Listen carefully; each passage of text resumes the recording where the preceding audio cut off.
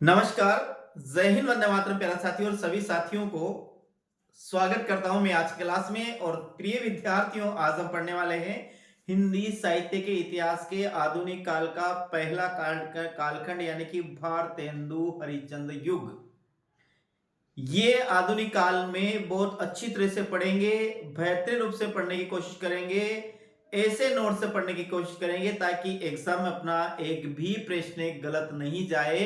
और जितने भी प्रश्न एग्जाम आए साथियों, वो यहीं से सारे प्रश्न कवर हो जाए साथियों।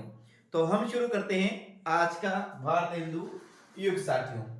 इसके पहले साथियों, आपका यदि आप इस चैनल पर पहली बार हो तो साथियों चैनल को जरूर सब्सक्राइब कीजिएगा और साथ साथ बेल आइकन को दबाकर ऑल पर प्रेस करें ताकि साथियों आपका सभी प्रकार की क्लास आपके पास उपलब्ध हो सके। अब देखिएगा, ये आज पढ़ेंगे हम भारतेंदु युग साथियों। कौन सा युग पढ़ेंगे? भारतेंदु युग पढ़ेंगे। अब देखिए, ध्यान से समझने की कोशिश कीजिए। भारतेंदु युग आधुनिक काल की कविता के प्रथम कालखंड को आचार्य शुक्ल ने भारतेंदु युग की संज्ञा दी। अब समझना, आधुनिक काल की जो पहली कालखंड है उसको आचार्य रामचंद्र शुक्ल ने क्या कहा? भारतेंदु युग की संज्ञा दी, क्योंकि इस काल की समस्त साहित्यिक चेतना के केंद्र भारतेंदु ही थे। इसलिए आधुनिक काल के पहले कालखंड को भारतेंदु युग के नाम से जाना जाता है। मेरे साथियों, ध्यान रखना इस बात का। आगे हम बात करते हैं। डॉक्टर नगेंद्र ने इस काल को पुनर्जागरण काल कहा।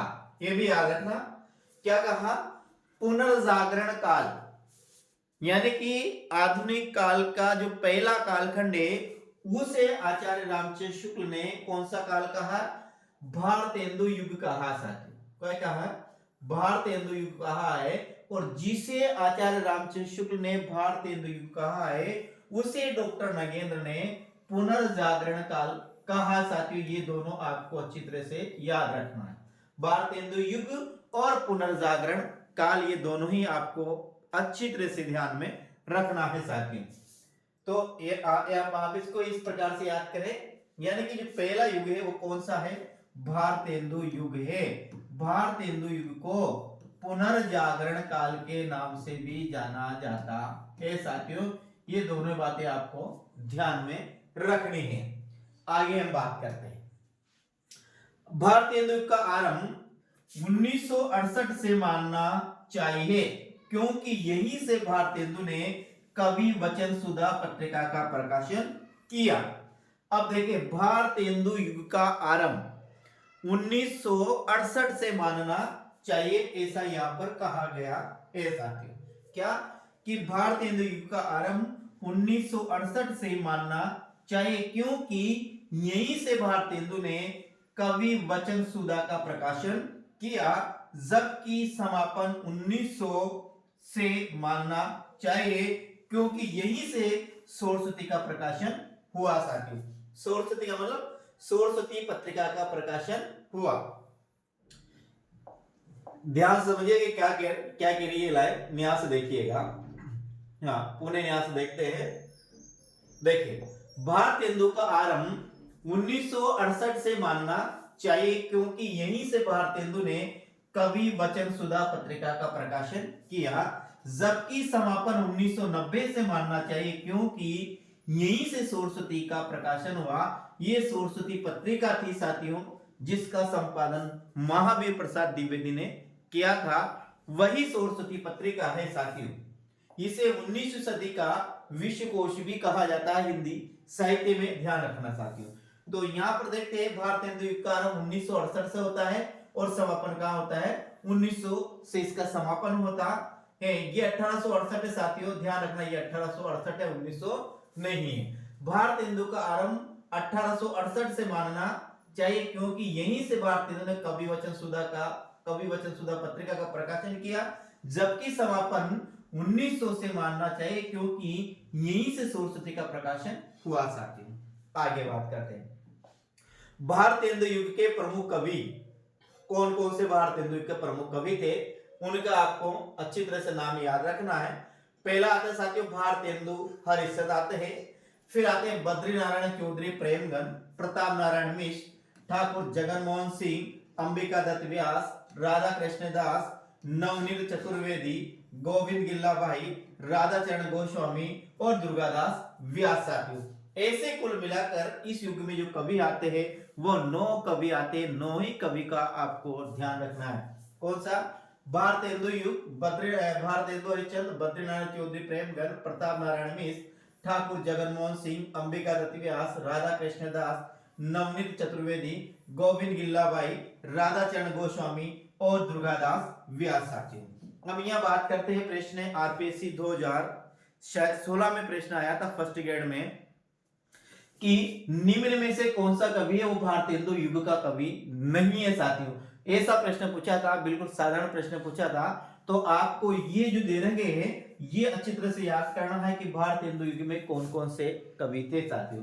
देखिए आप याद रखना है भारत, बद्री, प्रताप, जग, अंबिका, राधा, नव, गोविंद, चरण, दुर्गादास। इस प्रकार से याद रखिए। आपको याद है कैसे?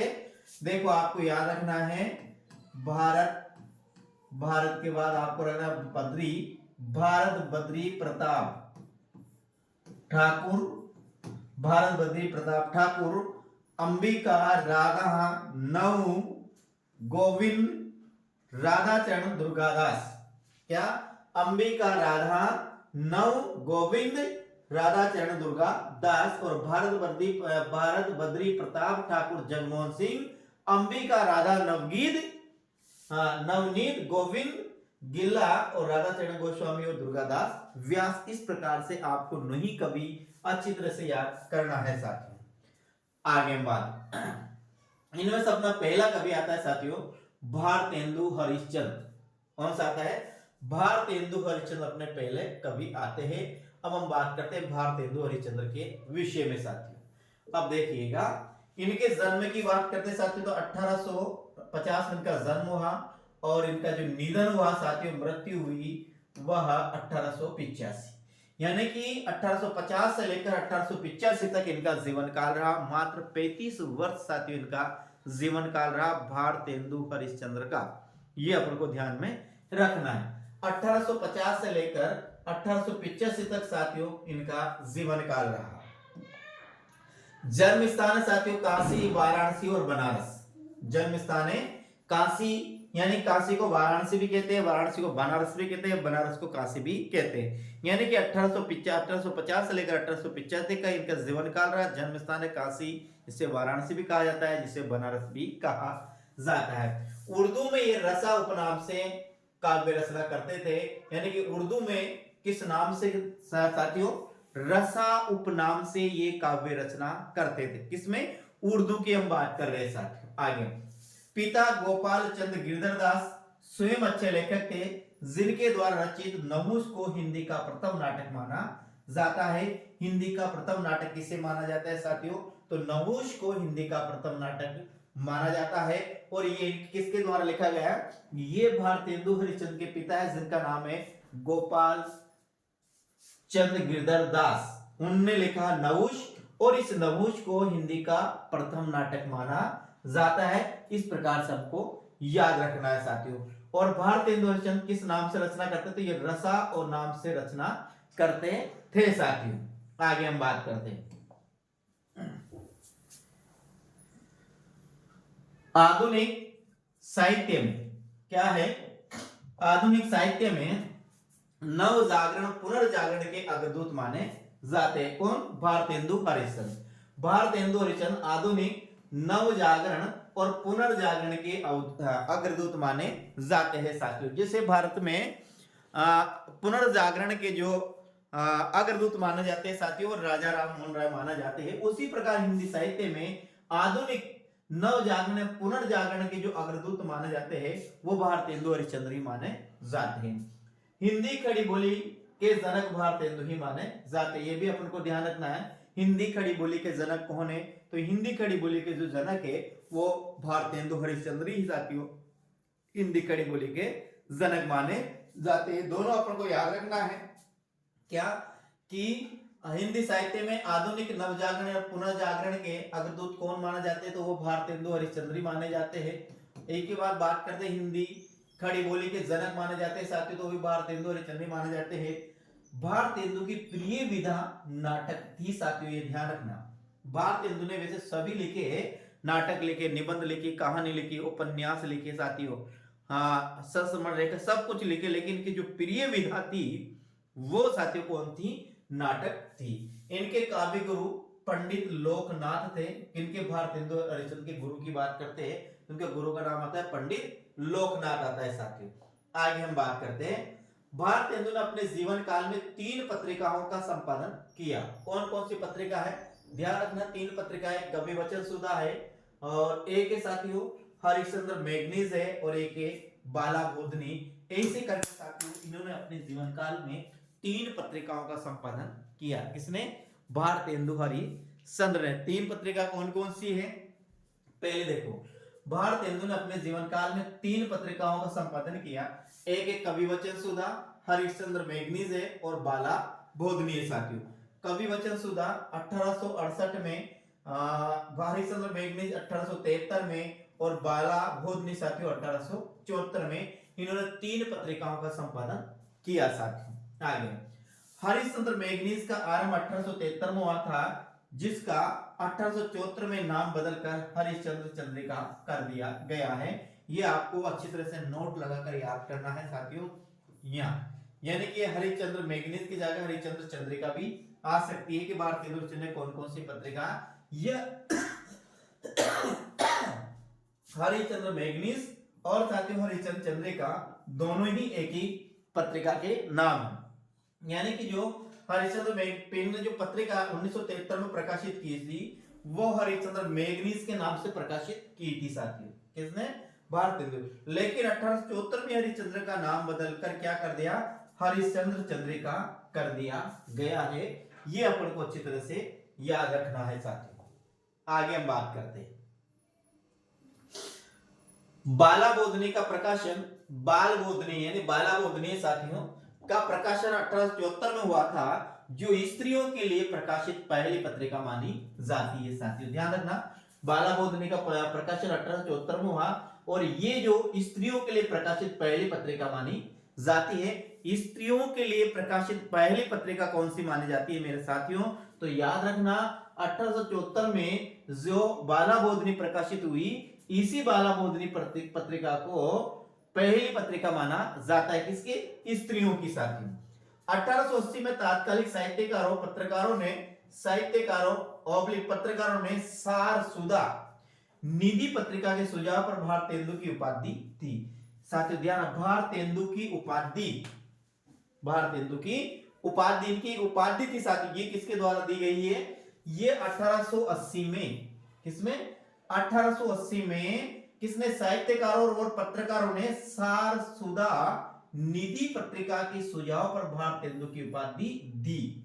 भारतेंदु ने शीतला प्रसाद त्रिपाठी कृत जानकी मंगल नाटक में अभिनय किया, जो हिंदी का प्रथम अभिनीत नाटक माना जाता है साथियों। ध्यान रखना, हिंदी का जो पहला नाटक माना जाता है साथियों, कौन माना जाता है, नहुष माना जाता है। और हिंदी का पहला जो अभिनीत यानी कि जिसमें अभिनय किया गया, वो माना जाता है साथियों जानकी मंगल। कौन सा, जानकी मंगल, ये हिंदी का पहला नाटक माना नहु से, जिसे भारतेंदु हरिश्चंद्र के पिताजी गोपाल चंद्र गिरधर राय द्वारा साथियों ये लिखा गया था। और जबकि जानकी मंगल नाटक है, ये शीतला प्रसाद त्रिपाठी द्वारा लिखा गया है, जिसमें भारतेंदु ने क्या किया था साथियों, अभिनय किया था। इसलिए इसे हिंदी का प्रथम अभिनीत नाटक माना जाता है। ये अपन को अच्छी तरह से याद रखना है। आगे, अमीर खुसरो के बाद हिंदी में पहले और मुकर्रियों की रचना की, यानी कि पहले और मुकर्रियों की जो रचना की वो अमीर खुसरो द्वारा की गई थी, और इसके बाद जो पहले और मुकर्रियों की जो रचना की गई साथियों, वो भारतेंदु हरिश्चंद्र के द्वारा की गई है। इनकी प्रसिद्ध पंक्तियां अपन को याद रखनी है, निज भाषा उन्नति सब उन्नति को मूल। ये पंक्तियां हैं, ये भारतेंदु हरिश्चंद्र की पंक्तियां हैं। तरणी तनुजा तट तमाल तरोवर बहुचाए, ये भी साथियों भारतेंदु हरिश्चंद्र की कविता है। इसमें अनुप्रास, अलंकार है, इन मुसलमान हरिजन पर कोटि के हिंदुवार हूं।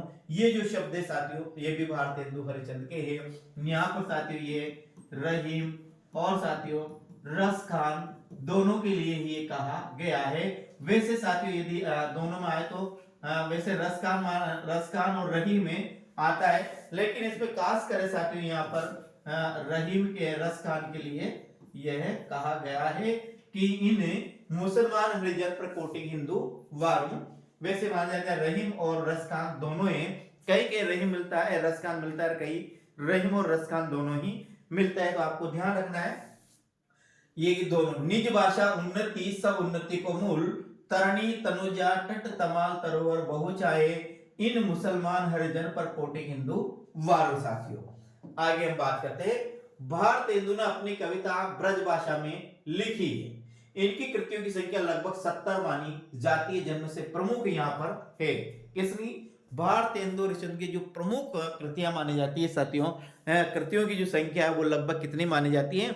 वो मानी जाती है 70। यहां से प्रमुख कृतियों की हम बात करते हैं और कौन कौन सी है? प्रेम मालिका, प्रेम सरोवर, प्रेम माधुरी, प्रेम फुलवारी, प्रेम अश्रु वर्णन, विनय प्रेम 50, वर्षा विनोद, बकरी विलाप और रस रत्ना कर। ये इनकी प्रमुख रचना है साथियों, किनकी? भारतेंदु हरिश्चंद्र की। देखिए यहां प्रेम मालिका है, प्रेम या प्रेम है, यहाँ प्रेम है, यहाँ पर प्रेम है, यहाँ पर भी प्रेम है और यहाँ पर प्रेम है। तो मालिका, सरोवर, माधुरी, फूलवारी और अश्रु वर्णन। साथियों माली सरोवर माली सरोवर माधुरी फूलवारी और अश्रु वर्णन, सभी का आगे प्रेम जोड़ना है, याद हो जाएगा। विनय प्रेम 50 है, वर्षा विनोद है, बकरी विलाप है और रस रत्नाकर है। ये इनकी प्रमुख रचना है साथियों, किनकी? भारतेंदु हरिश्चंद्र। तो प्रेम मालिका है, प्रेम सरोवर है, प्रेम माधुरी है, प्रेम फूलवारी है, प्रेम अश्रु वर्णन है, विनय प्रेम 50 है, वर्षा विनोद है, बकरी विलाप है और रस रत्नाकर। ये इनकी क्या है साथियों? प्रमुख कृतियां हैं। आगे हम बात करते हैं। अब आते हैं साथियों प्रताप नारायण मिश्र। साथियों प्रताप नारायण मिश्र, आचार्य शुक्ल ने इन्हें हिंदी का एडिशन कहा है। क्या कहा? आचार्य शुक्ल ने इन्हें हिंदी का एडिशन कहा है। ये साथियों ये कभी है, ये अपन कल पढ़ेंगे। आज अपन ने पढ़ा केवल भारतेंदु हरिश्चंद्र। आशा है कि आपको ये अच्छा लगा होगा। मुझे कमेंट के माध्यम जरूर बताकर जाएगा साथियों का आपको ये कैसा लगा। और इसी प्रकार मतलब में यो आधुनिक काल है, इस आधुनिक काल को बहुत बेहतरीन ढंग से हम पढ़ने वाले हैं, ताकि ये एग्जाम में जितने भी मतलब ऐसा मैं तो ये नहीं कहे कि जो अपन जो पढ़ रहे हैं साथियों, ये यदि आपने याद किया ये बिल्कुल शॉर्ट नोट से यहां से सेकंड और फर्स्ट ग्रेड का हर प्रश्न आपके यहां से कवर होगा। मेरे हिसाब से इससे बाहर कोई प्रश्न नहीं जाएगा। इसलिए साथियों हम जितना पढ़ रहे हैं ये पर्याप्त ही है। ये इतना भी याद हो गया तो कोई भी प्रश्न अपना एग्जाम से बाहर नहीं जाएगा। अब साथियों कमेंट के माध्यम जरूर पता कर जाएगा आपको क्लास कैसी लगी। शेयर और लाइक करना मत भूलिएगा। चैनल पर पहली बार तो चैनल को जरूर सब्सक्राइब कीजिएगा। तो जय हिंद मेरे साथियों, कल फिर मिलते हैं। कल हम पढ़ते हैं प्रताप नारायण मिश्र और आगे के कवि साथी। ठीक साथियों।